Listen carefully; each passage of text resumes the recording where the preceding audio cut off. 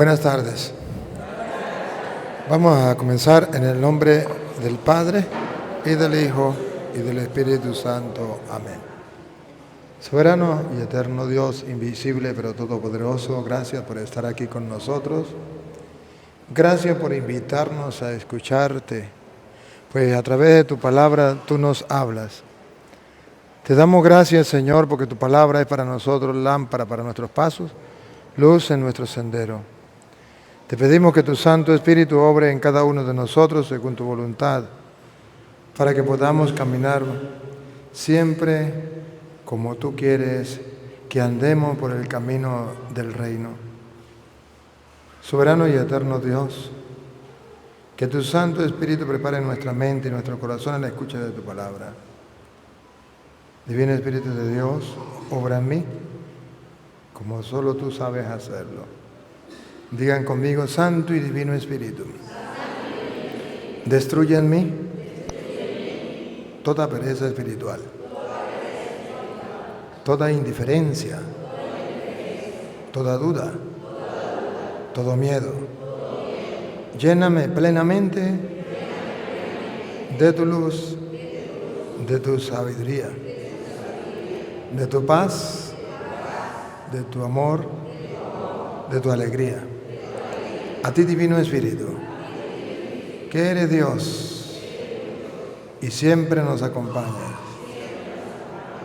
A ti sea la gloria, el honor, el poder, la adoración por los siglos de los siglos. Amén. Comenzamos esta enseñanza en el nombre del Padre, del Hijo, del Espíritu Santo. Amén. Bien, vamos a comenzar no tenemos mucho tiempo. Como no tenemos mucho tiempo, vamos a darle la oportunidad. Me dijeron que venían algunas personas que querían preguntar, que venían algunos hermanos que no eran de la Iglesia Católica que querían preguntar. Si ya llegaron esas personas que no son de la Iglesia Católica y que tenían alguna pregunta, que levanten la mano para ver si llegó alguna de esas personas. Si no, pues alguno de ustedes quiere hacer alguna pregunta, con mucho cariño yo se la respondo. Si no, pues entonces escogemos de qué tema quiere que les hable. ¿Tiene alguien alguna pregunta? Aprovecha y la hace. No hay ningún problema. No la vamos a regañar, no la vamos a pelear. O entonces hagamos... ¿Usted tiene una pregunta? ¿Ah? Venga, pues. Ah, ahí tenemos al hermano. Ah, venga, pase para acá. ¿Usted no es Pedro ese? Es el testimonio. Ah, no, claro. ¿Cómo se me va a olvidar a mí? Hermano, mire, tenemos un hermoso testimonio, gracias a Dios. Adelante, pase para acá. Ese hermano era evangélico y ha vuelto a la Iglesia Católica. Recibámoslo con un fuerte aplauso. Bien. Nos dice, por favor, estamos ansiosos de escuchar su testimonio. Su testimonio vale porque en el mundo entero hay gente que no sabe cómo se vive al otro lado. Usted viene del otro lado, sabe cómo se vive allá, cómo se vive aquí. Cuéntenos cómo es su experiencia y luego me gustaría que al final nos dijera cómo es la experiencia de vivir allá y la experiencia de vivir aquí en su vida. Necesitamos su testimonio, que para nosotros será hoy muy importante. ¿Cómo se llama? ¿A qué iglesia pertenecía? Y luego pues, también nos puede contar cómo vio la iglesia y cómo fue. Bueno, usted nos cuenta su testimonio. Muy buenas tardes. Que Dios y la Virgen nos bendiga a cada uno. Mi nombre es Arnaldo Andrés. No sé si algunos me han visto, ¿sí? Vivo en la ciudad de Guasdualito, soy venezolano. Nací en San Cristóbal, estado Táchira, pero me crié en parte de Guasdualito y en parte en la capital.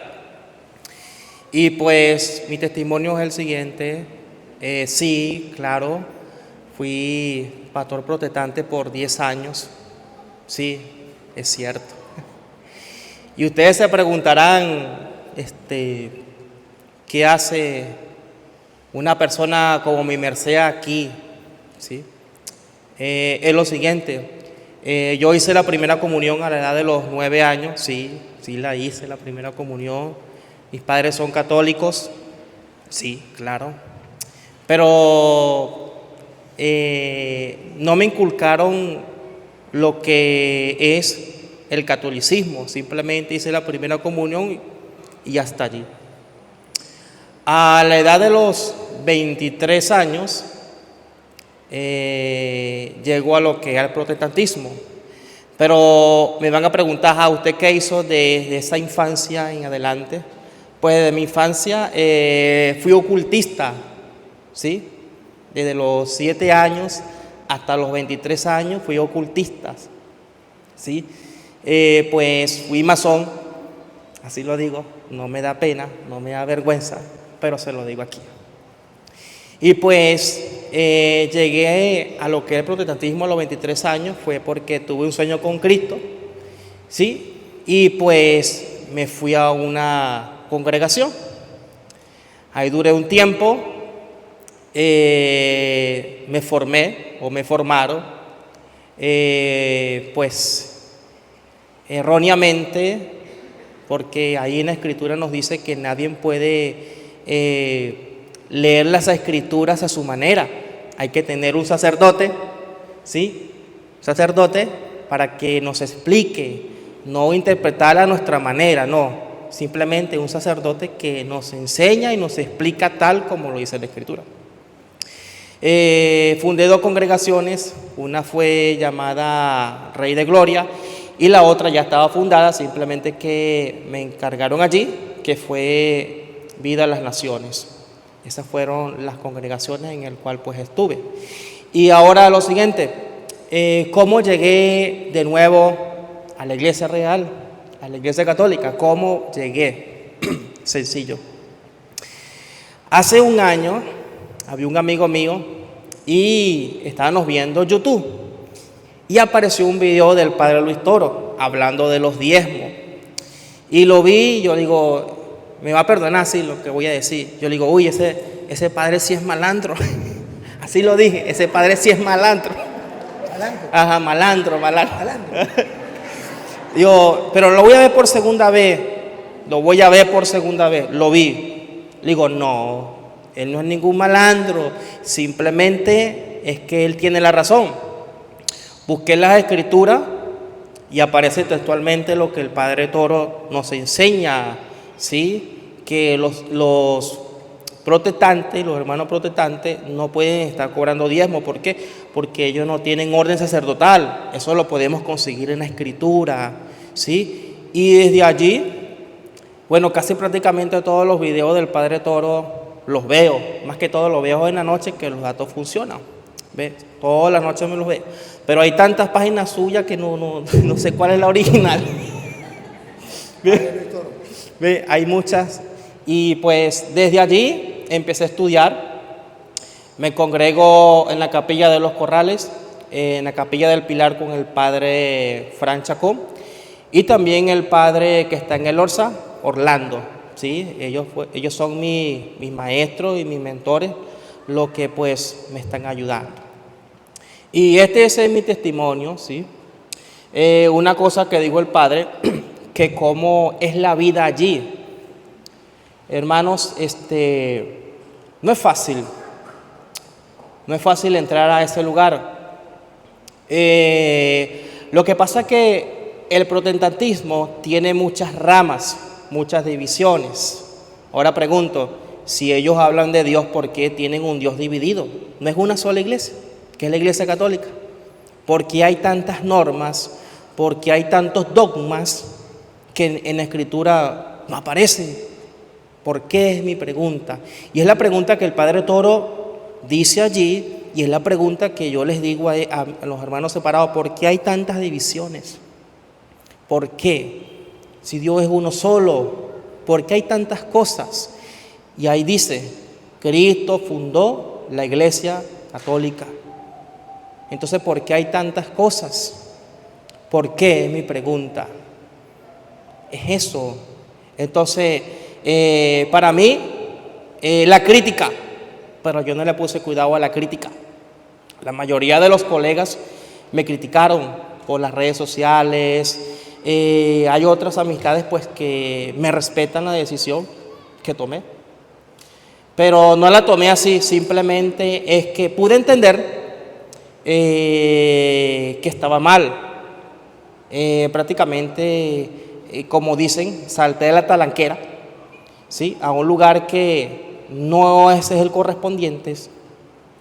No adoran a Dios como es.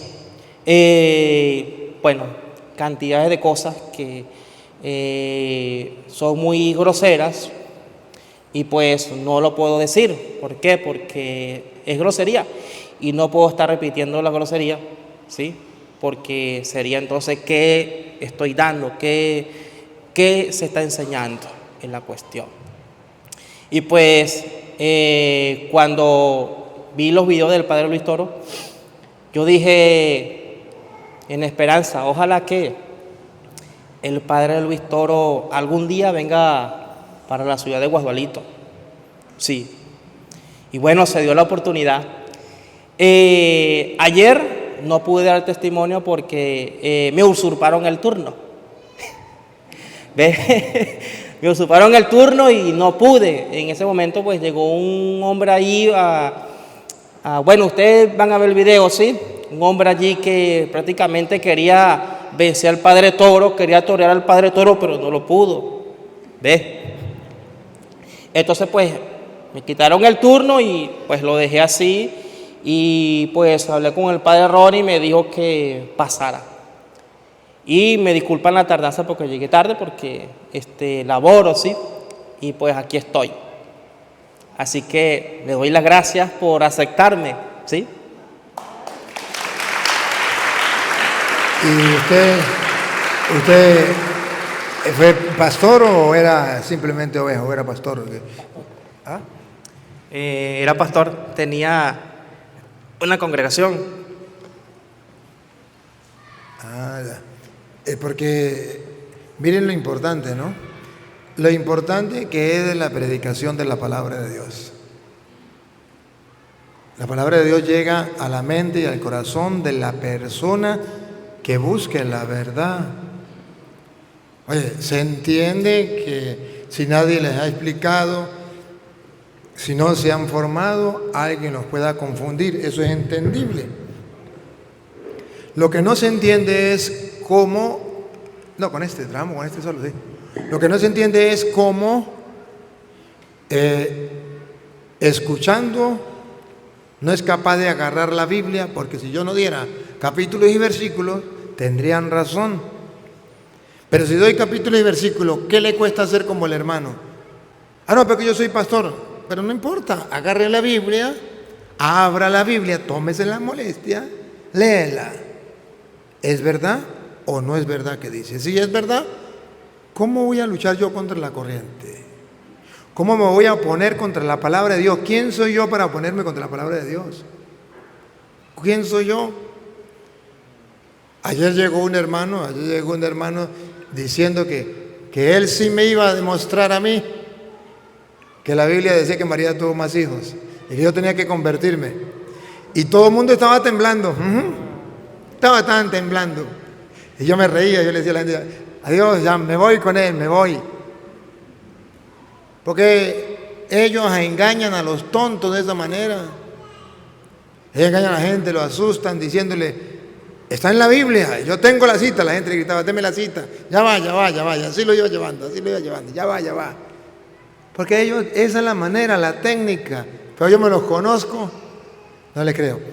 Pero le agradezco mucho, de verdad, que haya venido a compartir con nosotros su testimonio para decirles a ustedes que no es perder tiempo la apologética. Que uno no sabe cuándo Dios va a obrar.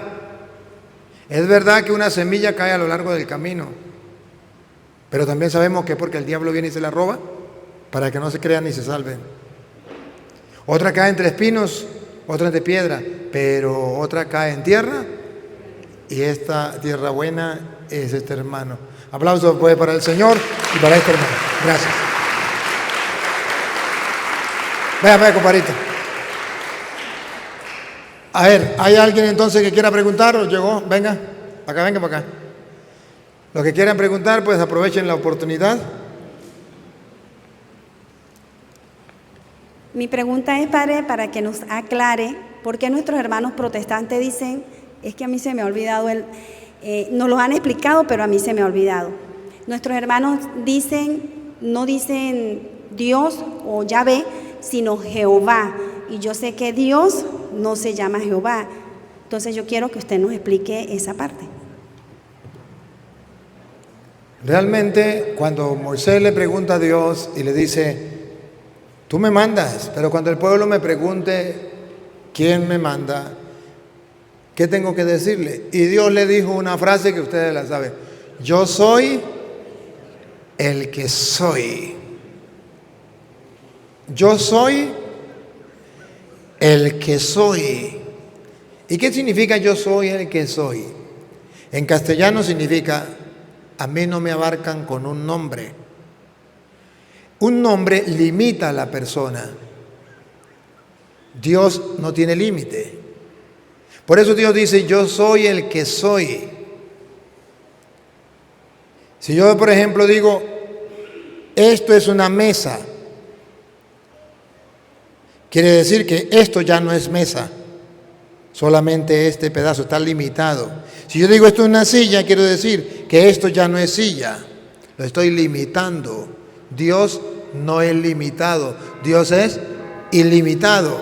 Por eso no se puede abarcar con un nombre. Por eso le dice, yo soy el que soy. El pueblo judío, para tener una idea de lo que Dios había dicho, colocó YHWH en hebreo, que nosotros no sabemos pronunciarlo y nadie ahora sabe pronunciarlo como es. Y que el pueblo entonces entendió una manera de pronunciar ese nombre, pero que por respeto a Dios no nombraban a Dios, solamente decían ya.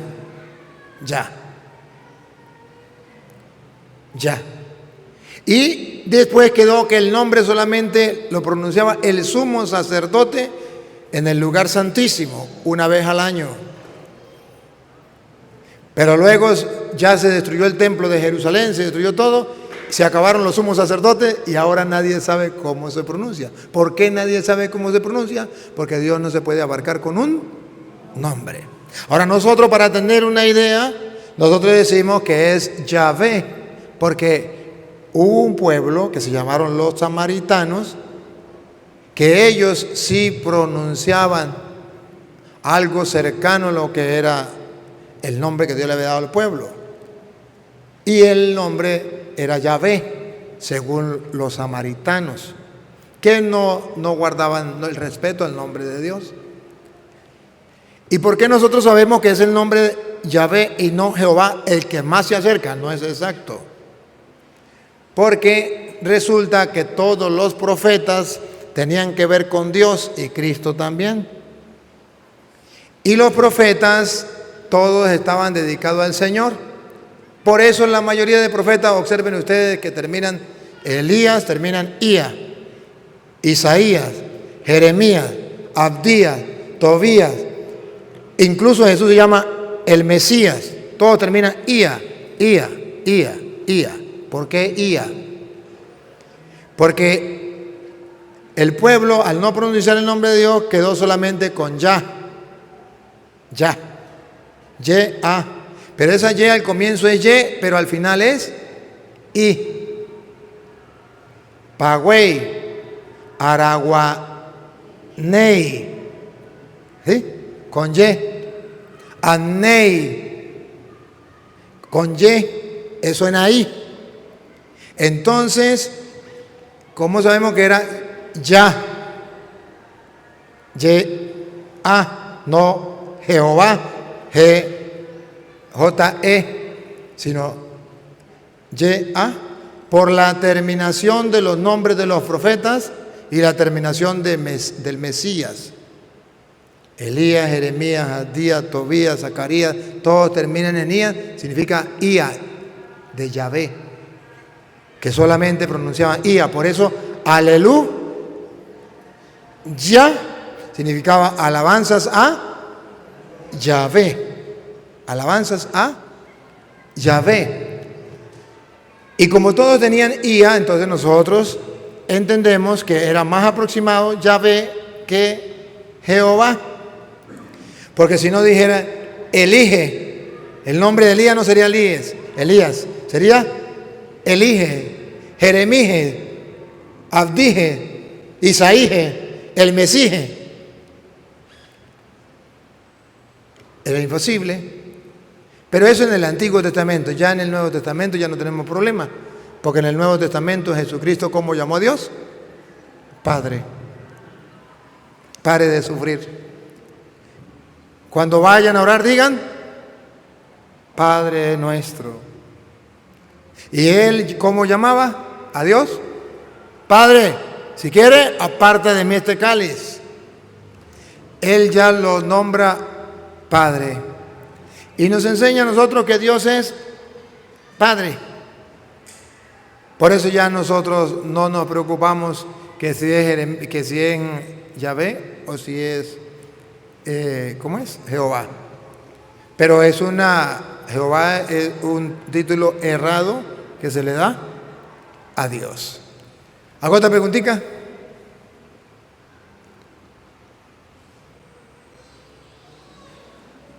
Bueno, mientras que... A ver, venga para acá. Así me gusta, venga. Aquí estamos para preguntar.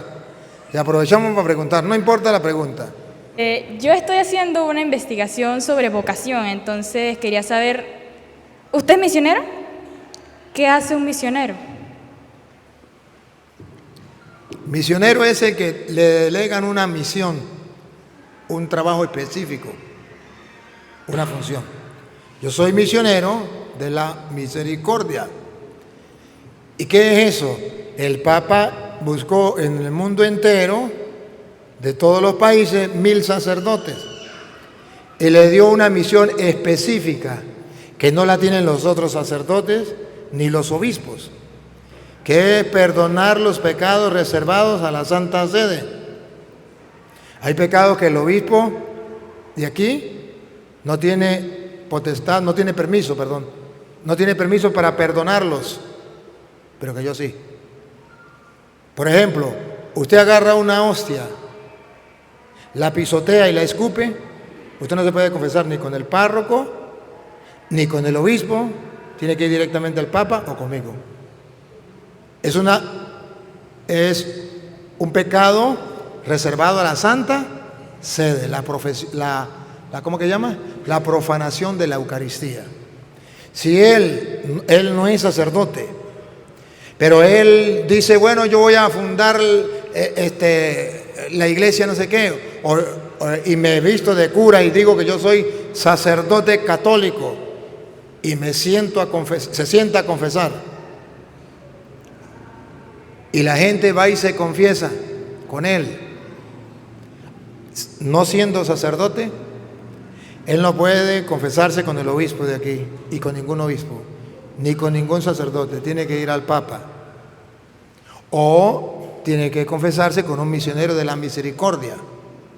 Un sacerdote, usted fue y se confesó con el párroco de ¿estamos a dónde es? Del Amparo.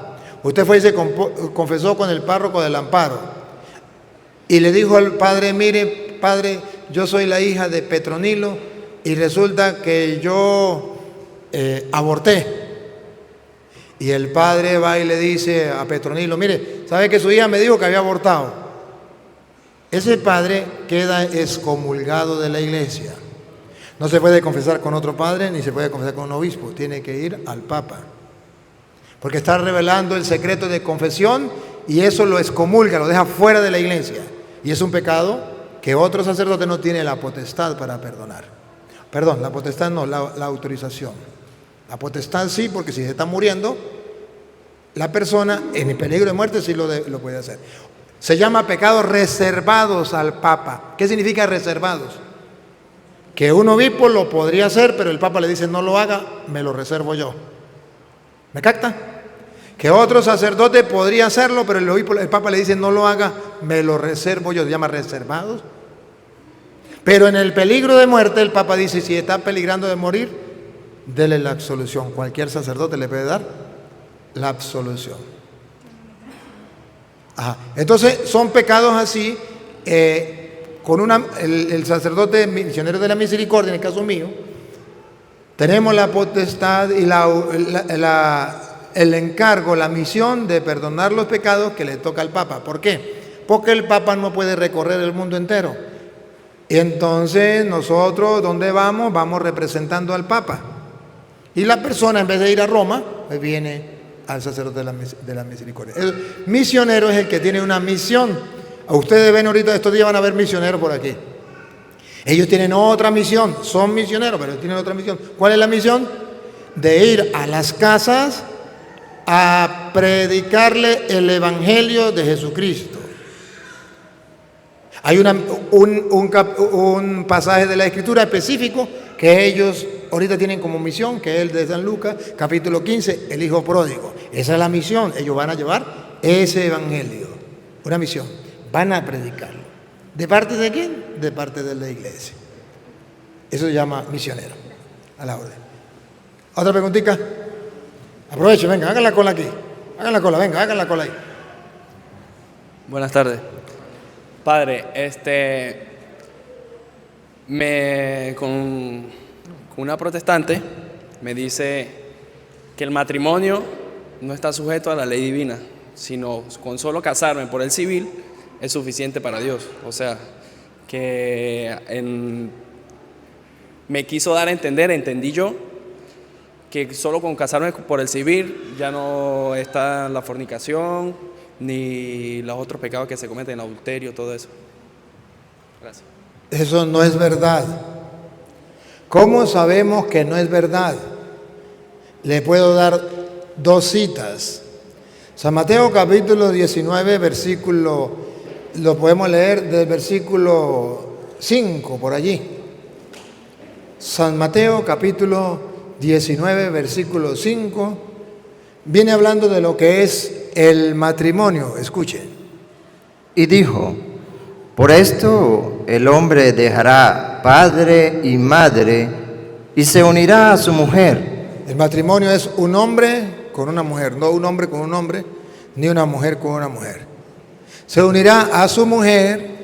Y los dos serán una sola carne. Y los dos serán una sola carne. Hasta ahí.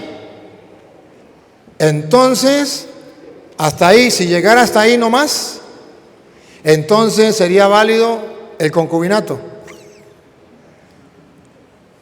Si dijera hasta ahí, sería válido el concubinato. ¿Por qué? Porque ¿qué hace el concubino? Pues se sacó a la muchacha y se la llevó a vivir a otra casa. Dejó a su padre y a su madre, se unió a la mujer y listo, ya están casados. Hasta ahí podría ser entonces también el matrimonio por lo civil. No hay ningún problema. Hasta ahí. ¿Dónde está la muestra que tiene que ser lo que nosotros llamamos sacramento porque viene de parte de Dios? Así que no son ya más dos, sino una sola carne. Ahí viene, escúchenlo, respiren profundo. Aquí viene. Por tanto, lo que Dios juntó. ¿Escucharon? ¿Otra vez? Lo que Dios juntó. ¿Otra vez? Lo que Dios juntó. Ah, bárbaro. Lo que Dios, no los hombres, lo que Dios juntó, no lo separe el hombre. Ah, pero es que Dios lo juntó porque resulta que mi novia estaba en Mérida y yo en Guadalito. No nos conocíamos. Entonces un día yo fui a Mérida, nos conocimos y eso fue Dios que nos unió, porque nos fuimos para un hotel y nos siguió gustando y ahí estamos. ¿Fue Dios que nos unió? No. ¿Cómo sabemos que no? ¿Y cómo sabemos que eso es mentira? Fácil. Escúchenme, paren la oreja. Si eso fuera verdad, entonces, para ti, hombre, ¿cuál sería la verdadera esposa suya? la quinta mujer con que tiene sexo, la sexta mujer con que tuvo sexo, o la primera con que tuvo sexo. Pues si eso es verdad, que es Dios quien lo unió cuando se encontraron, entonces usted debería estar con la primera mujer que tuvo sexo. Y si usted se separó de esa mujer y fue Dios quien lo unió, entonces usted está viviendo con adulterio con la otra que no fue la primera con que usted tuvo sexo. Y entonces la mujer, ¿con qué hombre tuvo sexo? ¿Con el que está viviendo ahorita? Uy, no, padre. Ah, bueno, ¿con quién? Ah, no, ese quién sabe dónde estará. Entonces ese sería su esposo. Porque lo que Dios unió, entonces Dios los unió. Si así fuera el matrimonio, entonces habría matrimonio entre un perro y una perra, entre una gallina y un gallo, entre un toro y una vaca, pero con el primero que se una. No, lo que Dios unió, ¿por qué dice lo que Dios unió? Porque Dios tiene sus embajadores, 2 de Corintios, capítulo 5, versículo 20. Dios tiene sus embajadores, sus ministros, y lo que ellos hagan es como si Dios mismo lo hiciera. 2 de Corintios, capítulo 5, versículo 20. ¿Qué significa entonces lo que Dios unió? Ojo, que por medio de un hombre que Dios haya dejado, que representa al Señor, fue que recibió el sacramento. Escuchemos. Así que somos embajadores. Mire que Dios tiene embajadores. Somos embajadores En nombre de nuestro Cristo. En nombre de Jesucristo. O sea, que ellos no actúan por su propio nombre, que ellos vienen en el nombre de Jesucristo. Son embajadores de Jesucristo. Y si son embajadores de Jesucristo, ¿qué significa eso? Como si Dios rogase por medio de nosotros. Como si fuera el mismo Dios, en este caso, que rogase por medio de nosotros. En el sacramento, por ejemplo, igual que en el sacramento del bautismo, Jesucristo dejó a los apóstoles para bautizar. Pero ellos son embajadores de Cristo y es como si fuera el mismo Cristo. San Juan capítulo 4, versículo 1 en adelante. Para que vea que los sacramentos los realiza Cristo, pero por medio de un hombre. Y es como si lo hiciera el mismo Cristo. Escuche. Cuando pues el Señor entendió que los fariseos habían oído decir, Jesús hace y bautiza. Jesús hace y ¿qué? Jesús bautiza más discípulos que Juan. Jesús bautiza más discípulos que Juan. Ahora vamos a ver cómo lo bautiza. ¿Él mismo o por medio de un embajador, un hombre? Aunque Jesús no bautizaba. ¡Ah, bárbaro! No era él. ¿Quiénes eran los que lo hacían? ¿Y era como si fuera el mismo Jesús? Sino sus discípulos. Cuando lo hace un discípulo de Cristo, es como si fuera el mismo Cristo. En 1 de Corintios, capítulo 7, versículo, vamos allí como en el 37 quizás, o 39. ¿Qué dice el 39, compadrito? 39. 1 de Corintios capítulo 7, versículo 39. De la Biblia Reina Valera, escúchenlo. La mujer casada está ligada por la ley mientras su marido vive. Mientras su marido vive, no se puede casar con otro. Pero si su marido muriere. Pero si se muere el marido, ¿será que se puede casar? Sí se puede casar. Ahora vamos a ver si dice por lo civil o arrejuntado. Vamos a ver. Pero si su marido muere, libre es para casarse libre es para casarse. Doña Lupa, ayúdeme. Libre es para casarse por lo civil. con quien quiera, Con quien quiera por lo civil. con tal que Con tal, aquí hay un detalle, digo Cantinflas. Se puede casar, pero con tal que sea en el Señor. No por lo civil. Se puede casar, pero con tal. Esa condición significa que no puede ser por lo civil. Con tal y sea en el Señor. Es una mentira, es un engaño. ¿Para qué ellos dicen eso? Fácil, para hacer lo que ellos hacen. Porque los evangélicos, la mayoría, no todos, pero la mayoría de los evangélicos se casaron hoy y como es por lo civil, mañana no se entienden o mañana se pasan a otra religión y se vuelven a casar con otro. Así de sencillo. Porque como no están casados, de verdad. Y es una manera de decirle a la gente que no viva en la gracia de Dios, obedeciendo el mandato de Dios que dice que el matrimonio es hasta que la muerte los separe, porque lo que Dios unió, no lo separe el hombre. Y que es un matrimonio, pero en el Señor. ¿Había otra pregunta, fue? No. Esa fue la... a ver, usted. Buenas tardes. Les comento que hace 2 años que soy católico, ¿no? Siempre fui como de esos denominados independientes que creen en todo, pero a la final no creemos en nada.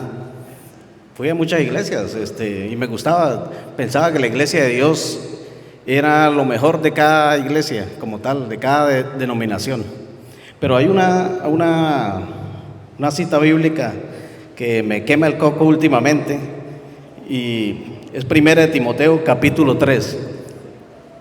Ahí sí yo quiero que pongamos la lupa a esta palabrita. Dice, es cierta esta afirmación, o sea, es cierta esta afirmación. Si alguno aspira al cargo de episcopo, dese una noble función. Es pues necesario que el episcopo sea irreprensible, casado con una sola vez, sobrio, sensato, educado, hospitalario, apto para enseñar. Asimismo, más adelante habla de los diáconos, que es necesario que sean casados, una sola esposa, que sea buen padre, buen hijo. Entonces, a veces uno dice, ¿será que el clero sabe que tener esposa y los problemas del hogar y eso? Entonces, o no sé si es por cuidar los bienes de la iglesia, pero no quiero refutar la iglesia católica porque yo sé que eso está basado en un estudio grande, ¿no? Entonces quiero que usted me explique sobre eso. Con mucho gusto. Si quiere ahorita usted lee la cita usted mismo para que usted la sepa. Escúcheme ahí donde me oiga bien, porque ahí oye bien. Ciertamente, ahí 1 de Timoteo 3 lo dice. ¿Y qué está diciendo la Biblia? Está diciendo que todos tienen que ser casados. Si usted lee esa cita, usted dice, todos tienen que ser casados. Pero si usted lee 1 de Corintios, búsquelo allí que lo tiene ahí, 1 de Corintios, capítulo 7, el versículo 7. Después le voy a dar otro versículo. Venga a ver qué lee usted ahí. Mi deseo sería que todos los hombres fueran como yo. Está hablando San Pablo. ¿Usted sabe que San Pablo no se casó o sí sabe?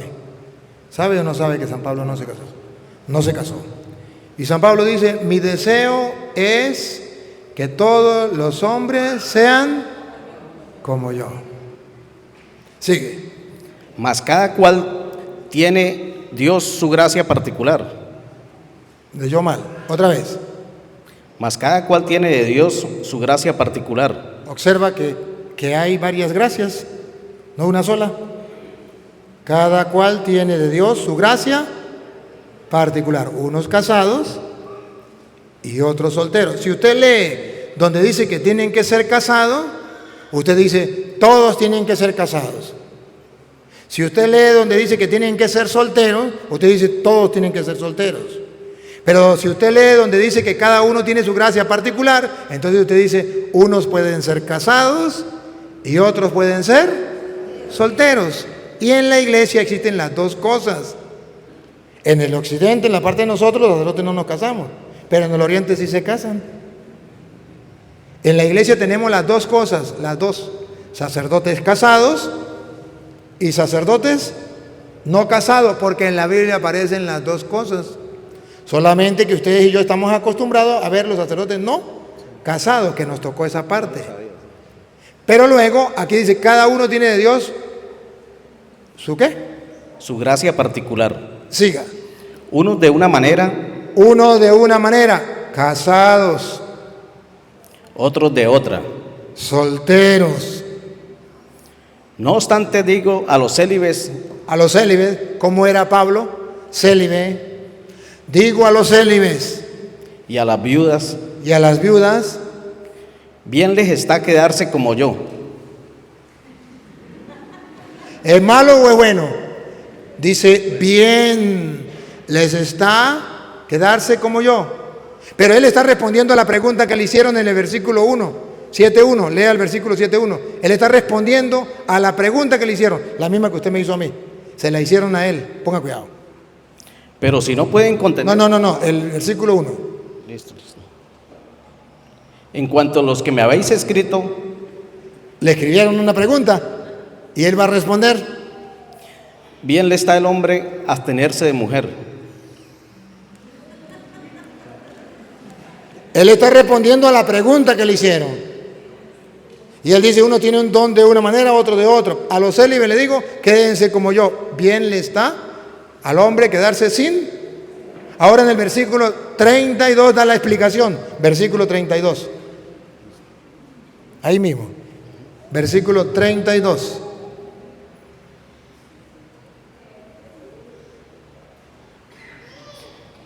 Yo os quisiera libres de preocupaciones. Hombres, escuchen. Dice Pablo, yo los quisiera ver a ustedes felices, libres de preocupaciones. El no casado se preocupa. No corra. Otra vez. Yo os quisiera libres de preocupaciones. Ahí viene la primera parte, el primer grupo. El no casado, El no casado. ¿Ve que sí existen los no casados? El no casado, ¿por qué no se casa? Porque se preocupa. el no casado se preocupa de las cosas del Señor. ¿Lo ve? Ahí está la respuesta. El no casado se preocupa de las cosas del Señor. Ah, pero también existen los casados. Pero los evangélicos no leen donde dice que existen los solteros. Lee solamente donde dice que existen los casados. Los católicos leemos las dos partes para no engañarnos. Siga. De las cosas del Señor. El casado se preocupa. Aquí está el segundo grupo. El casado. ¿Por qué los protestantes no ven los dos grupos? Porque no aman la verdad. ¿Por qué los católicos vemos los dos grupos? Porque vemos la verdad. Leemos la Biblia sin cambiarla. El soltero se preocupa de las cosas del Señor. El casado, ¿otra vez? El casado se preocupa de las cosas del mundo. ¿Lo captan? Sigue. De cómo agradar a su mujer. O sea que va a ir a confesar a una persona cuando la mujer le dé permiso. Y si la mujer dice, esa está muy jovencita, usted no me la confiesa, que se muera en pecado mortal, pero la que manda es la mujer. Ah, no. Ahí lo dice Pablo, ahí lo dice, ¿no? Yo solamente lo estoy traduciendo al castellano. Sigue, ahora viene la comparación con la mujer. Está por tanto dividido. La mujer no casada, lo mismo que la doncella, se preocupa de las cosas del Señor, de ser santa en el cuerpo y en el espíritu, mas la casada se preocupa de las cosas del mundo, de cómo agradar a su marido.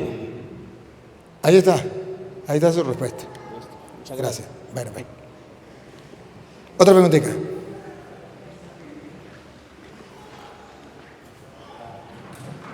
Gracias, Padre. Primero, darle gracias a Dios por tener esta oportunidad de estar al frente suyo.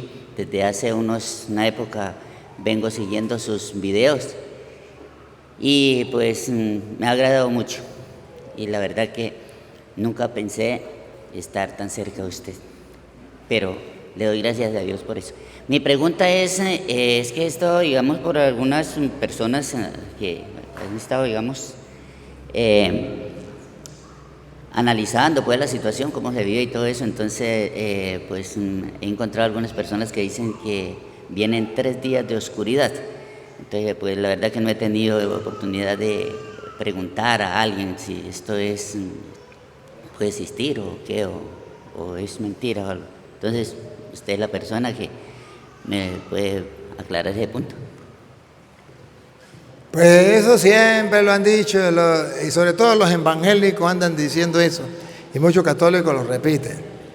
Solamente porque la Biblia dice que antes de venir el Señor, el sol perderá su brillo y la luna no alumbrará. Pero ahí no dice que son 3 días. No. Dice que el sol perderá su brillo y eso simboliza que los que estamos en la iglesia perdemos de alumbrar. Que puede ser que muchos en la iglesia ya no alumbren. ¿Se acuerda que digo, ustedes son la luz del mundo? Brille su luz. Quiere decir que antes de que venga el Mesías, ya los curas hablarán de todo menos de la palabra de Dios. Entonces no alumbrarán, vendrá una oscuridad.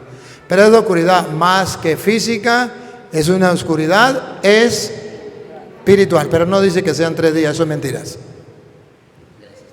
Bueno.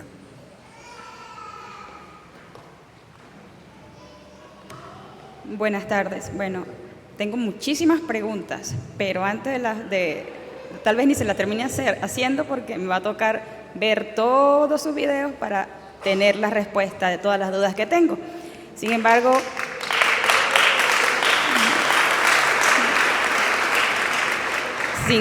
tuve la valentía de pararme aquí, aún con nervios y todo, porque pues no quería ser una de esas tontas que se queda callada.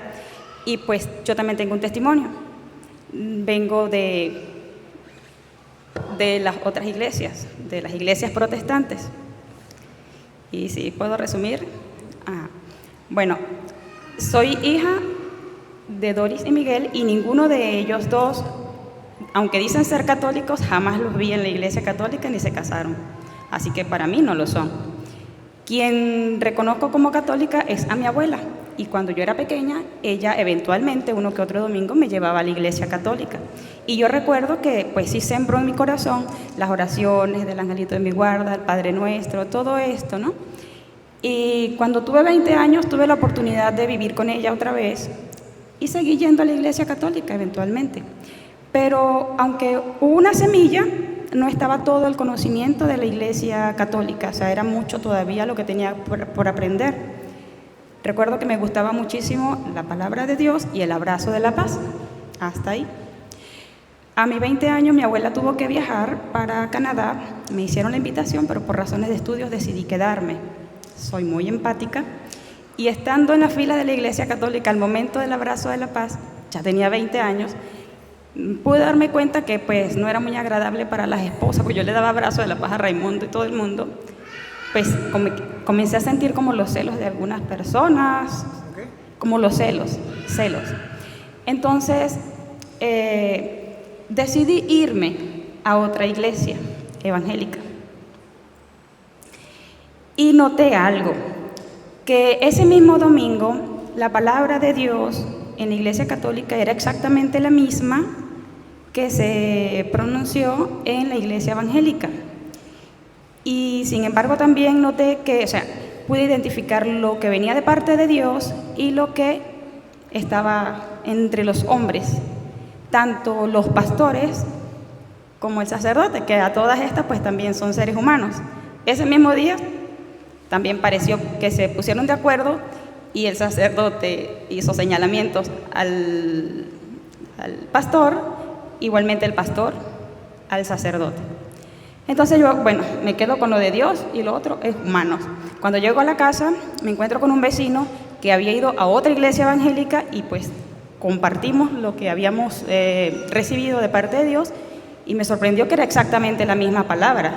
O sea, no he investigado si es que se ponen de acuerdo, no sé. Lo cierto es que seguí yendo de una iglesia evangélica a otra iglesia evangélica, a otra iglesia evangélica, y llegué a un momento aquí en el estado Apure en el que fui a una especie de campamento bíblico en el campo, donde estaban todas las iglesias protestantes. Y pues podía identificar como la parte espiritual, pero también como que sentía un vacío, algo faltaba en mí. Algo muy extraño me dijeron, por cierto, allí. Me hicieron un llamado y me dijeron que yo no requería bautismo, porque estaban llamando a personas para bautizar y me dijeron que yo no requería bautizo de agua, no sé por qué. Lo cierto es que me aburrí porque en la última iglesia evangélica en la que estuve, pues entendía todo tan piramidal, todo tan acartonado, o sea, me faltaba terminar de creer. Recuerdo que nos enseñaron a ponernos la vestidura, según Efesios, pero no una sola vez en la mañana, sino repetirla por 20 y tantas veces. Y yo decía, ¿qué sentido tiene ponerme el casco si ya me lo puse? O sea, por volvérmelo a poner. Y bueno, lo cierto es que dejé de ir y no fui a ninguna. No volví más a ninguna, me quedé en casa lamiéndome mis heridas emocionales y todo esto. Y sucedió algo bien espiritual realmente. Algo muy profundo espiritualmente hablando que me hizo acudir a una iglesia católica y pues hablarlo con un sacerdote. No lo he vuelto a hablar más porque él me dijo que era como una misión delicada y me he quedado callada respecto de eso. Sentí de parte de Dios la orientación de volver a este pueblo, que es el pueblo original de mi abuela, porque venía de Barinas. Y aquí ingresé con las hermanas de la iglesia del apostolado de María, de la Legión de María. Entonces, mientras estuve allí, pude identificar que esa situación espiritual por la que pasé, estaba presente la Virgen María, abogando por mí, defendiéndome. Después de leer el libro, entendí qué era lo que había estado pasando conmigo. Y entendí muchas cosas y sé que tengo muchísimas otras cosas y muchas dudas. Y empecé a rezar el rosario, no porque lo entendiera, sino por obediencia. Y mientras lo rezaba, ya tengo más de un año, entiendo su significado profundo. Ahora estoy en el camino neocatecumenal, gracias a Dios, y pues sigo aprendiendo. ¿Y qué puedo dar como diferencia en la Iglesia Católica? O sea, que aquí estamos en la verdad y allá se usa porción de la verdad, pero que a todas estas es el objetivo de Satanás, engañarnos y hacernos creer que estamos en el lugar correcto. Pues estando allá, yo sentía ya rechazo por las imágenes, por las vírgenes, por resignarme. Y claro, entiendo que a ellos, al mal, pues no le conviene que nos acerquemos de la manera correcta a Dios. Me casé, pero por el civil, gracias por aclararlo hace rato, me casé por el civil pensando que estaba bien. Los padrinos de mi matrimonio fueron pastores. Pero sí, en Mateos también Dios me libró de ese dolor que tenía de que estoy en pecado por el divorcio y todo eso. A todas estas, más vale le debo perdón al esposo que Dios tiene para mí, porque pues, por desconocimiento no esperé.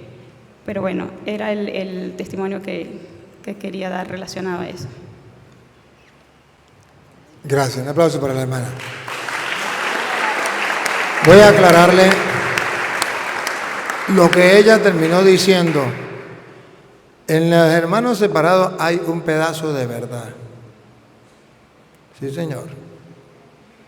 Pero ese pedazo de verdad es para engañar, como usted cuando le pone a un ratón para cazarlo un pedazo de queso. Y ese queso es de verdad. Pero le echa un poquito de veneno. Y ese veneno es para matarlo. Pero en la iglesia está la verdad plena. Primera de Timoteo, capítulo 3, versículo 15. Primera de Timoteo, capítulo 3, versículo 15. En la iglesia, a diferencia de las sectas, tenemos la verdad. Y por eso es importante la iglesia. Y por eso el diablo no quiere que la gente esté en la iglesia, sino en una secta. Óiganlo. Para que si tardo sepas cómo debes conducirte en la casa de Dios, que es la iglesia del Dios viviente, columna y baluarte de la verdad. Léame lo último. Columna y baluarte. Columna y baluarte de la verdad. Imagínense, una columna, base. ¿Y arriba qué está?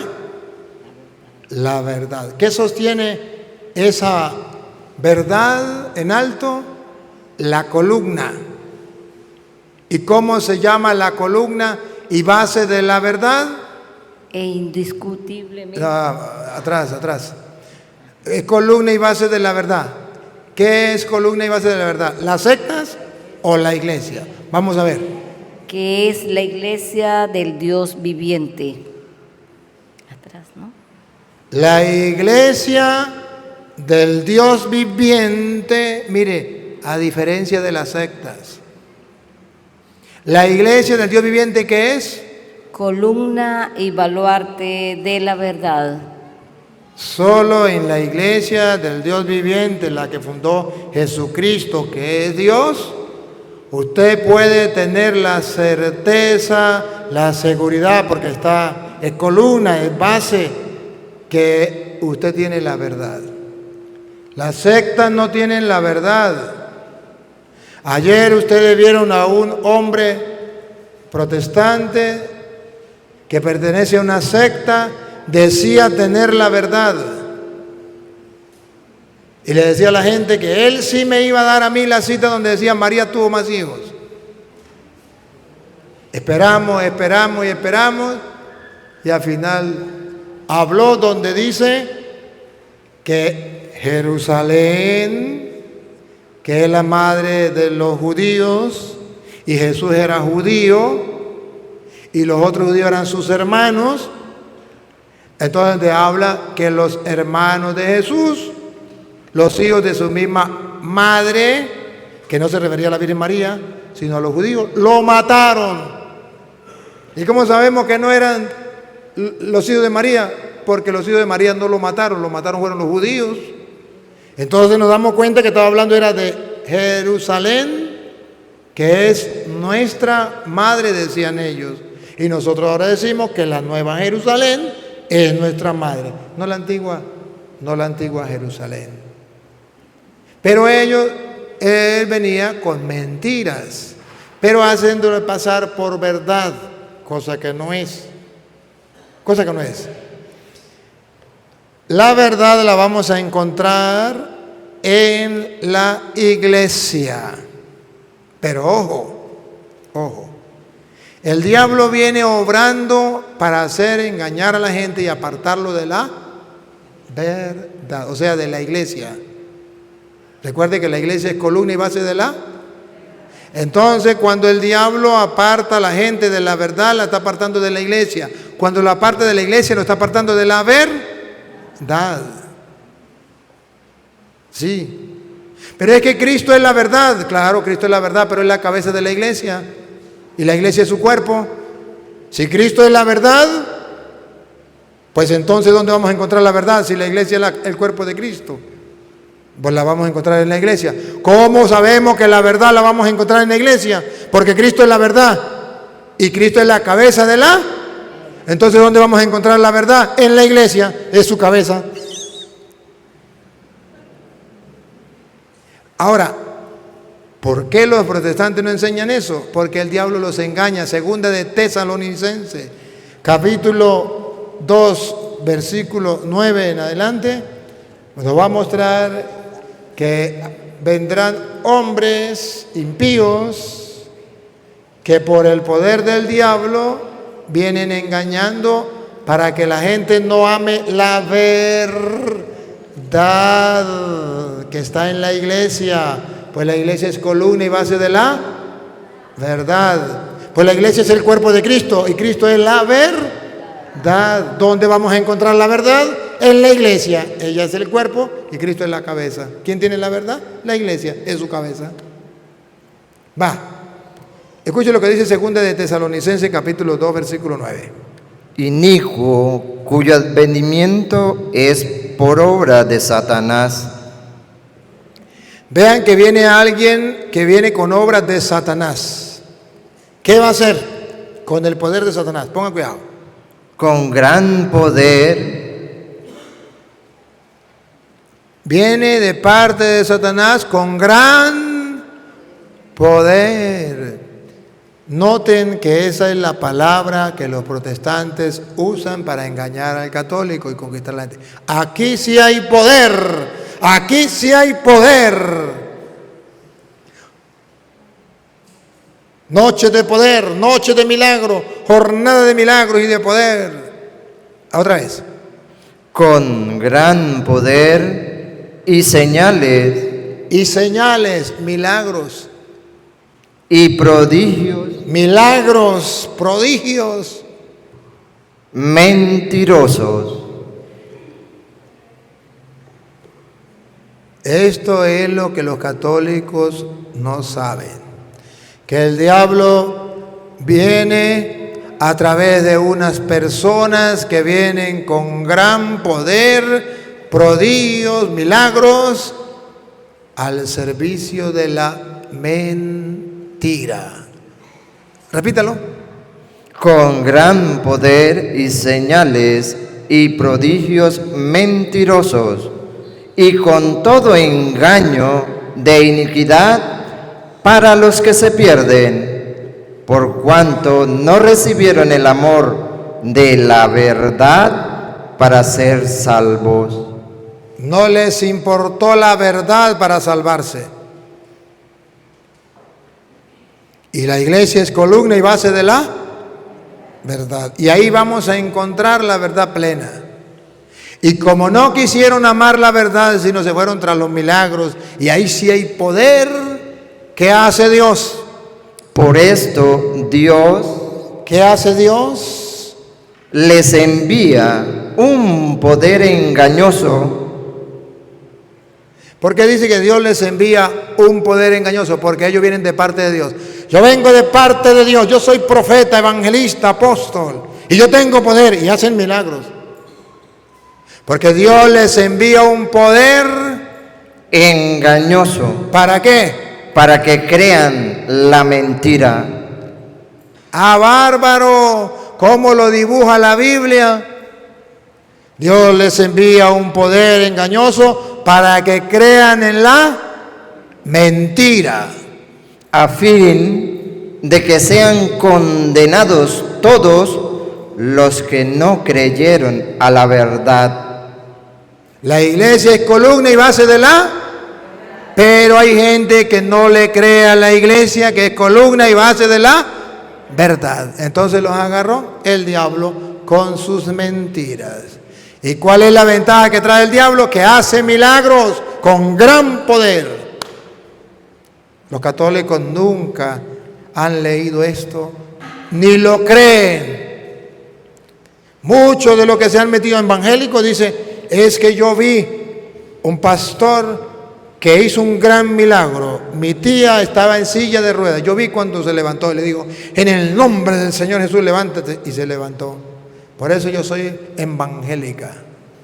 Dice la Biblia Dios les envió ese poder engañoso para que se condenen todos aquellos que no quisieron amar la verdad. Y para poder amar la verdad, la iglesia es columna y base de la verdad. ¿Cuál iglesia? La iglesia del Dios vivo, la que fundó el mismo Jesucristo, que es Dios. Otra preguntita, pues. Venga.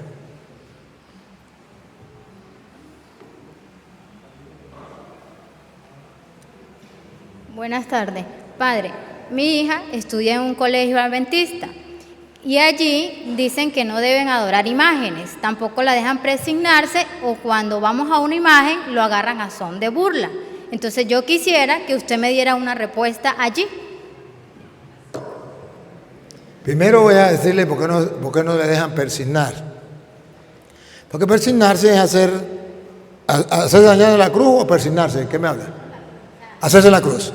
¿Por qué no le dejan hacerse la cruz? Y después le respondo la otra.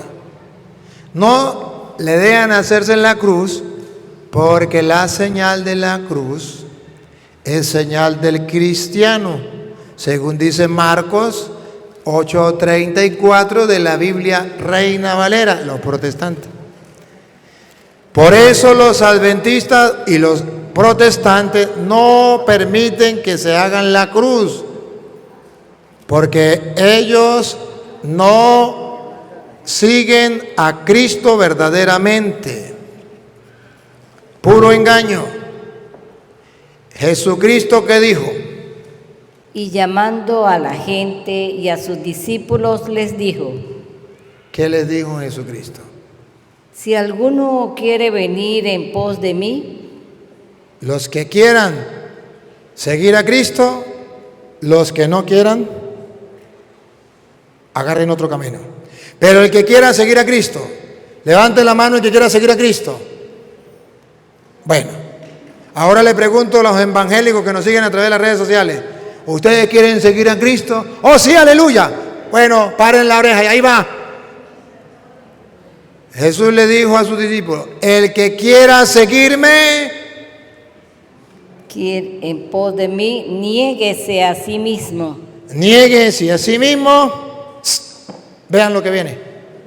Y tome su cruz. ¿Ah? De nuevo. Y tome su cruz. ¿Qué? Y tome su cruz. Hasta ahí llegan los protestantes. Ahí se regresan. Nosotros seguimos a Cristo, pero no queremos la cruz. El católico dice, yo no me regreso, yo sigo. Yo quiero seguir a Cristo, tomo la cruz. Aquí está hablando Cristo que tenemos que ponernos una cruz y cargarla al hombro. No, aquí está diciendo Cristo que la cruz es un símbolo, una señal del cristiano, del que sigue a Cristo. Cuando yo me hago la cruz, estoy dando una señal que yo soy cristiano.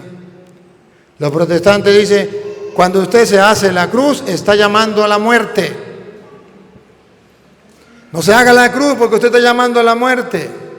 Católicos, cuando ustedes se hagan la cruz, hágansela y digan las cosas en voz alta para que los protestantes que son ignorantes se den cuenta que no está llamando a la muerte.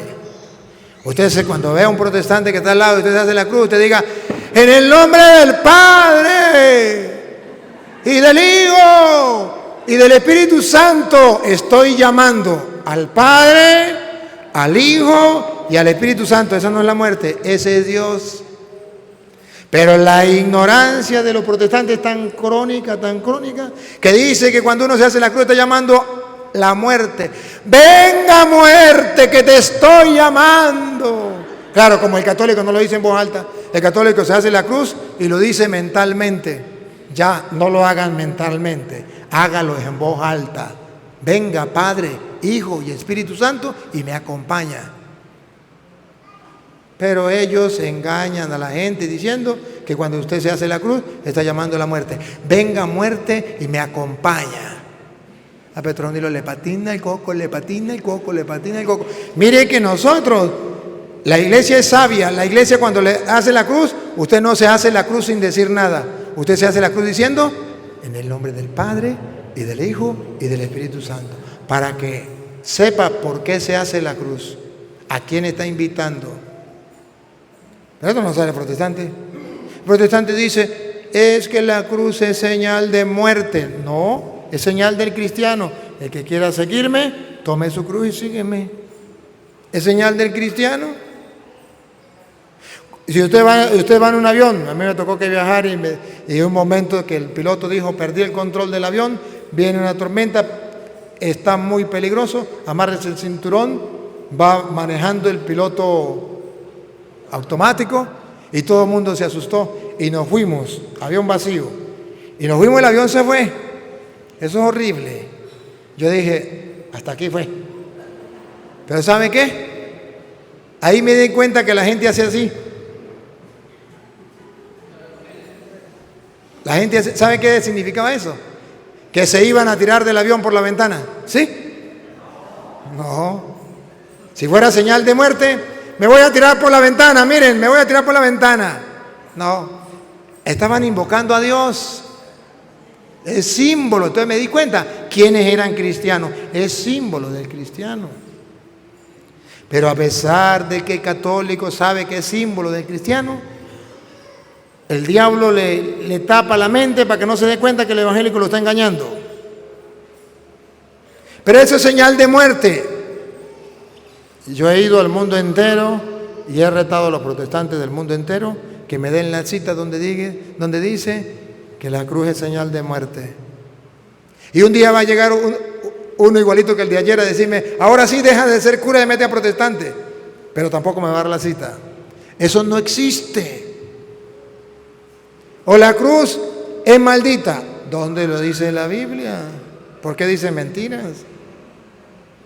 Al contrario, la Biblia dice, ¿por qué usted y yo nos hacemos la cruz? En 1 Corintios capítulo 1, versículo 18, dice que la cruz para nosotros. Estamos leyendo la Biblia Reina Valera para decirle a los protestantes, jaque mate. A ver. Porque la palabra de la cruz es locura a los que se pierden. Ayúdenme a ver, para los que se pierden, ¿qué es la cruz? Otra vez. Porque la palabra de la cruz es locura. Es locura. ¿Para quién? A los que se pierden. Ahora pregunto, ¿para quién es una locura? ¿Para los católicos o para los protestantes? Para los protestantes. ¿Se vuelven locos cuando ven una cruz? Es una locura, pero ya lo dijo la Biblia. Otra vez. Porque la palabra de la cruz es locura. ¿Para quién es locura? Para los protestantes. ¿Por qué? A los que se pierden. Porque ellos van camino a la perdición con la mentira y el engaño. Pero para nosotros. Pero a los que se salvan, esto es a nosotros. A nosotros. ¿Quieren ver qué es para nosotros la cruz? Que lo sepan los protestantes del mundo entero. ¿Por qué tenemos la cruz? ¿Por qué nos hacemos la cruz? Porque para nosotros que buscamos la salvación, ¿qué es la cruz? Es poder de Dios. Está en la Biblia protestante.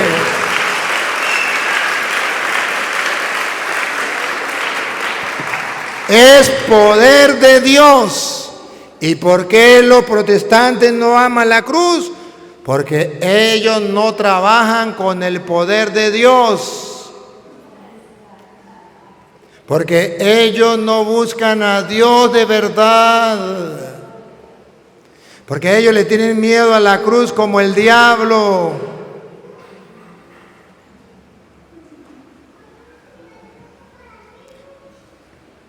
Y la otra pregunta que me hizo fue, a que nosotros adoramos las imágenes. La ignorancia es atrevida. Miren, hermanos, Dijo el borrachito, todo el mundo toma y a mí solo se me nota. Todo el mundo tiene imágenes, todo el mundo tiene imágenes. Y todo el mundo sabe lo que significa una imagen. Una imagen habla más que 1000 palabras. Una imagen es una representación de algo que me trae un mensaje a mí. Una imagen. Los protestantes tienen imágenes. Todos los protestantes tienen imágenes, todos. Pero los únicos que no pueden tener imágenes son los católicos. Los únicos.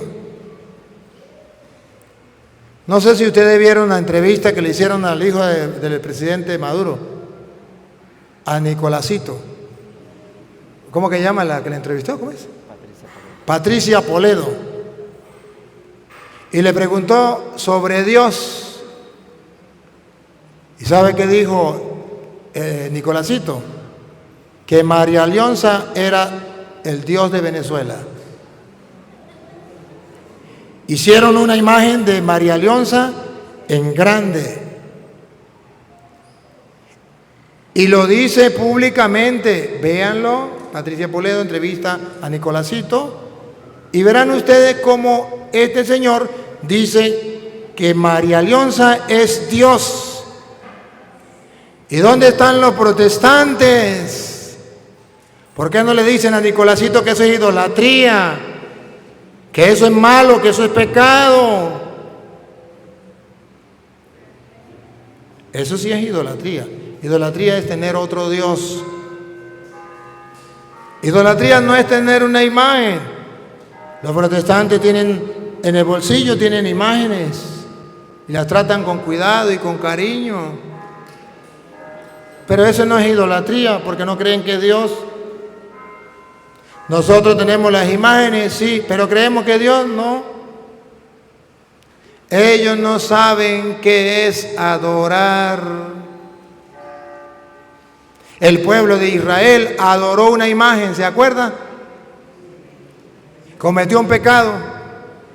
En Éxodo capítulo 32, versículo 7, Dios reclama el pecado y le dice: el pueblo ha cometido un pecado, adoró un becerro de oro.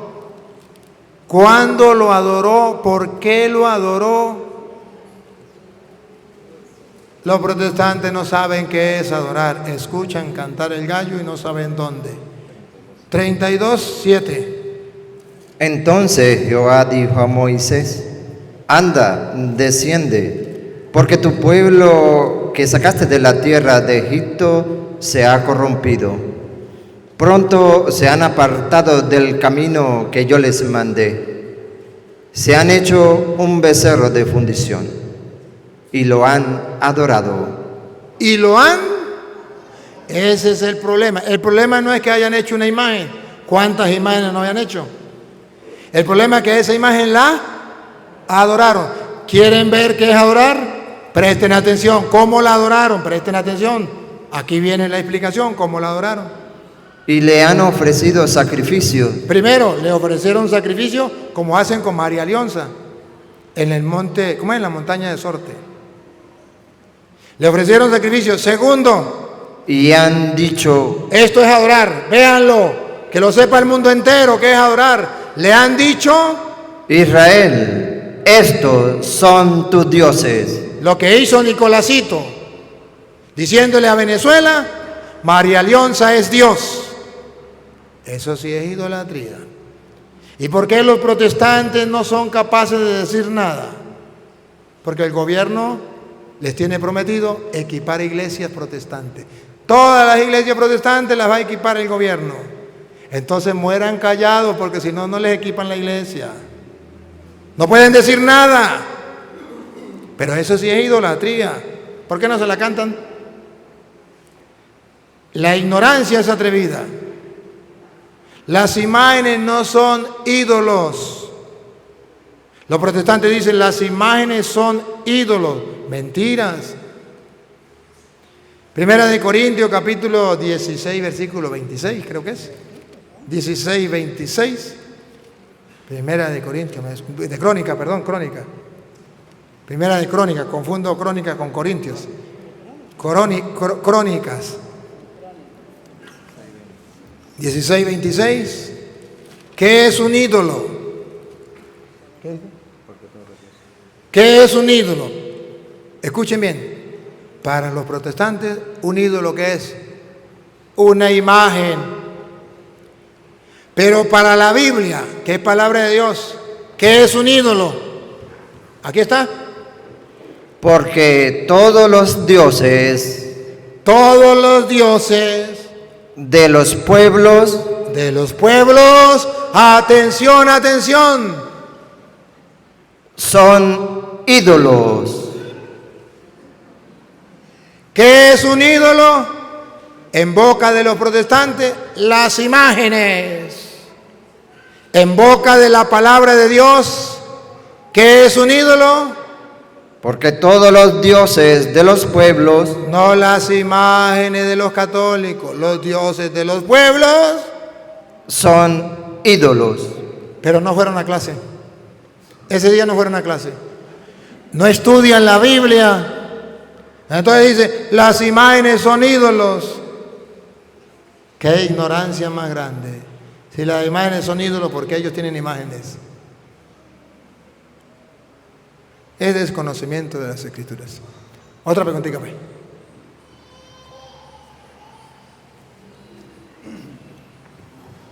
Padre, buenas tardes. Buenas tardes, Padre.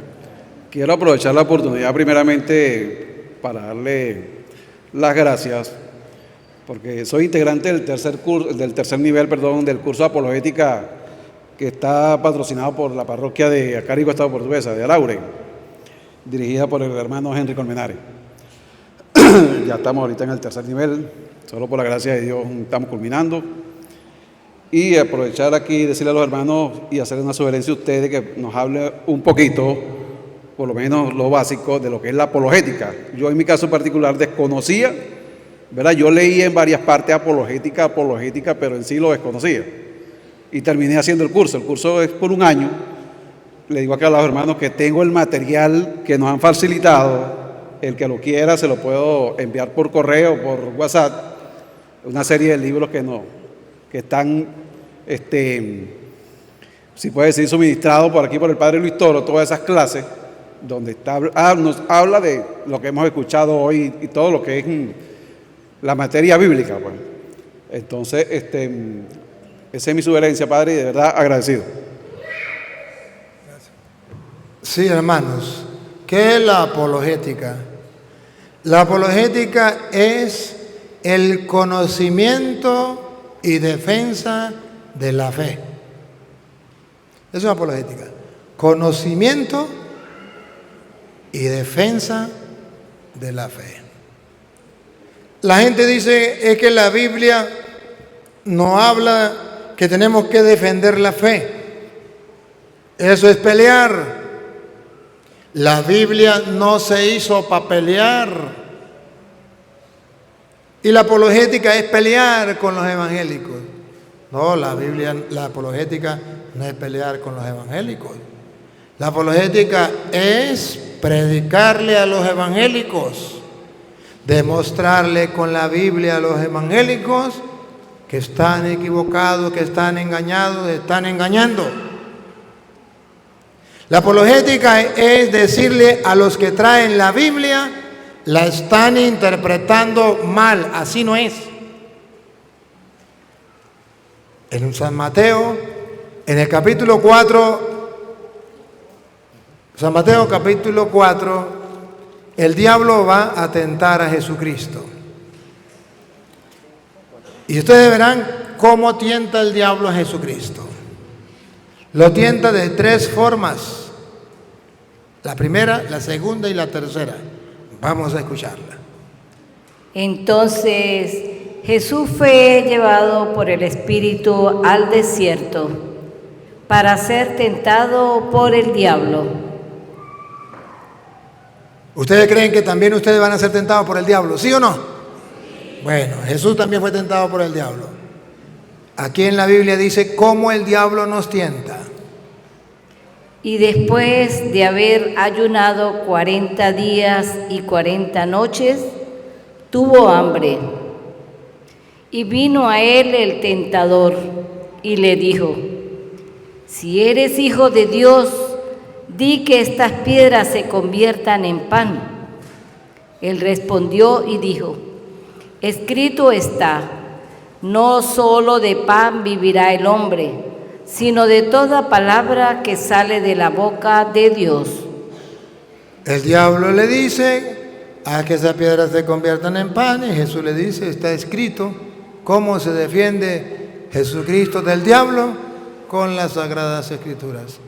Está escrito, no solo de pan vive el hombre, sino de toda palabra que sale de la boca de Dios. Así se defendió del diablo. Se defendió con las Sagradas Escrituras. Cuando el diablo se dio cuenta que Jesucristo se defendió con las Sagradas Escrituras, el diablo dijo: lo voy a engañar con las Sagradas Escrituras. Vean cómo el diablo le va a predicar a Jesús. El diablo, ¿habrán visto una cosa peor que esta? El diablo predicándole a Jesús. Y le está predicando la Biblia.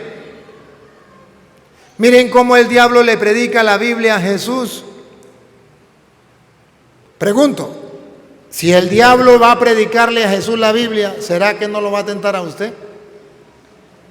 También va a ir a su casa a predicarle la Biblia, pero no con cachicola, con corbata y bien vestido, y con la Biblia debajo del brazo. Vean cómo el diablo va a tentar a Jesús, pongan cuidado. Entonces el diablo... ¿Quién? El diablo. ¿Quién? El diablo. Ajá, ¿qué hizo el diablo? Le llevó a la santa ciudad y le puso sobre el pináculo del templo y le dijo: si eres hijo de Dios, échate abajo. Échate abajo. ¿Cuál es el fundamento que le está dando el diablo? La Biblia, ponga cuidado. Porque escrito está. Ah, bárbaro. El diablo predicándole a Cristo con la Biblia. Tírate de ahí porque está escrito: a sus ángeles mandará acerca de ti. Eso está escrito en el Salmo 91. El diablo le estaba predicando a Cristo con la Biblia. Pregunto, si el diablo tuvo las cachazas de predicarle a Cristo con la Biblia, ¿será que no va a ser capaz de predicarle a usted con la Biblia? ¿Será que no lo va a tentar a usted con la Biblia? Y usted no sabe eso. Cuando alguien le llega a su casa, usted dice: es la misma Biblia. Sí, pero la está usando alguien que viene de parte de Satanás. ¿Qué hizo Jesús cuando vio que el diablo le predicaba con la Biblia? Jesús dijo: un momentico, don Satanás, párese ahí. La Biblia no se hizo para pelear. Yo no te voy a responder nada porque yo no voy a pelear contigo. A mí me enseñaron los curas que con la Biblia no se pelea. No, Jesucristo no dijo eso. ¿Sabe qué dijo Jesucristo? Escuchen. Y en sus manos te sostendrán. Falta todavía. Para que no tropieces con tu pie en piedra. Ahora, ¿qué dijo Jesús? Para que no tropieces. No, siga. Jesús les dijo. ¿Qué dijo Jesús? Atención. Jesús le dijo al diablo: escrito está. Mira, quien ve a Jesús peleando con la Biblia, el diablo le tienta con la Biblia y Jesús le responde con la Biblia. Dígame si no es eso lo que yo estoy haciendo. ¿Qué es lo que yo hago con los protestantes? Ellos vienen y me predican con la Biblia. ¿Y qué es lo que yo hago? Les respondo con la Biblia. ¿Quién me enseñó? Jesucristo, en Mateo capítulo 4, versículo 6. ¿Lo estoy haciendo bien o lo estoy haciendo mal? Pero hay personas que dicen que eso es pelear con los evangélicos. Falta de caridad, falta de tolerancia.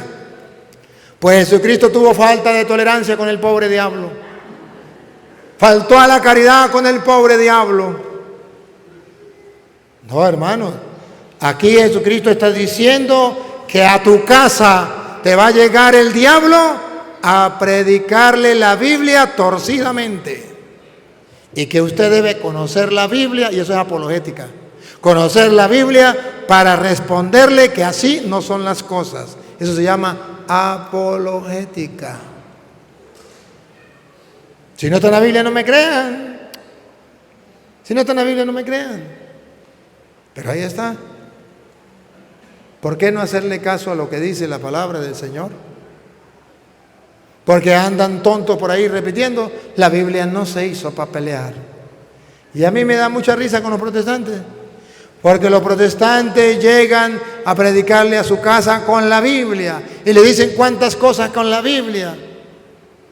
Y cuando usted le va a responder con la Biblia, entonces dice, no, la Biblia no se hizo para pelear. Entonces, ¿para qué viene a fastidiar la vida? Déjeme tranquilo. San Pablo no tenía problema. Dice Hechos de los Apóstoles, capítulo 17, versículo 1 en adelante, que San Pablo iba de otras religiones, con el pueblo judío, otra religión, a debatir con ellos con la Biblia. Hechos 17, 1 en adelante. Pasando por Anfípolis y Apolonia, llegaron a Tesalónica, donde había una sinagoga de los judíos. De la religión judía, no eran cristianos. Pablo, que era cristiano, llegó a un templo de una religión que no era católica, no era cristiana, era la religión judía. Y Pablo entró a esa sinagoga. Y Pablo, como acostumbraba, fue a ellos y por 3 días de reposo discutió con ellos. ¿Qué hizo Pablo? Discutió con ellos. ¿Qué hizo Pablo? Discutió con ellos. Ah, muérgano Pablo. Por eso no es San Pablo. Por eso fue para el infierno. Porque andaba discutiendo con la Biblia. Porque andaba predicándole a otros que no eran católicos. Mentiras. Pablo es San Pablo, un ejemplo de evangelizador, de cristiano. ¿Por qué? Porque discutía con los judíos, declarando y exponiendo por medio de las Escrituras. Discutía con los judíos y tenía el ejemplo de Cristo.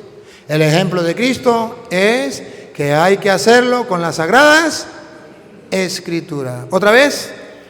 Discutió con ellos, declarando y exponiendo por medio de las Escrituras que era necesario que el Cristo padeciese. Entonces la apologética es muy importante, porque cuando usted utiliza las Escrituras, usted no está haciendo algo malo, usted está defendiendo la fe de aquellos que la atacan. Pablo dice que tenemos que defenderla. Allá en Filipenses capítulo 1, versículo 27, San Pablo dice que todos tenemos que estar prestos para defender la fe de aquellos quienes la atacan. Vamos a ver, Filipenses 1, 27. Solamente que os comportéis como es digno del Evangelio de Cristo. Que se comporten como es digno del Evangelio de Cristo. Dar testimonio. ¿Qué más?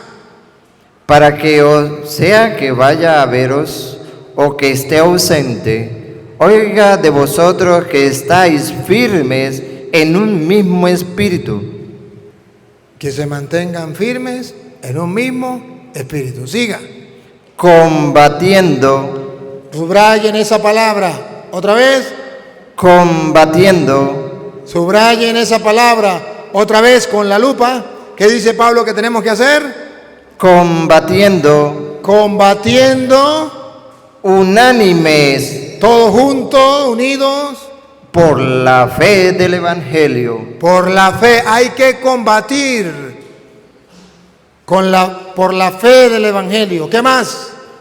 Y en nada intimidados. Y no se dejen intimidar. Me vieron ayer el hombre diciéndome que él me iba a demostrar y asustado y todo el mundo temblando. Y yo riéndome. Yo no nací el día de los truenos. No. ¿Cómo es? Y en nada intimidados. Y en nada intimidados. Por los que se oponen. No le tengan miedo a los que se oponen, porque ellos vienen con la mentira y nosotros vamos con la verdad. Y la mentira dura hasta que llega yo tengo que irme. Me perdonan, pero no tengo más tiempo. Papá Dios, te doy gracias, te alabo y te bendigo, porque me das la oportunidad de compartir con estos hermanos tu palabra. He querido sembrar, Señor, las semillas del reino. Tú hazla crecer en la mente y el corazón de tus hermanos, para que así podamos vivir nuestra fe con firmeza y un día podamos alcanzar la salvación. Y a ti, Dios, que quiere que todos los hombres se salven y lleguen al conocimiento de la verdad, a ti sea la gloria, el honor, el poder, la adoración, por los siglos de los siglos. Amén. El Señor esté con ustedes. La bendición del Dios Todopoderoso, Padre, Hijo y Espíritu Santo, descienda sobre ustedes y les acompañe para siempre. Amén. Agradezco al Padre, ¿cómo llama el Padre? ¿Julián? Bueno, ese. Luis Manuel. Luis.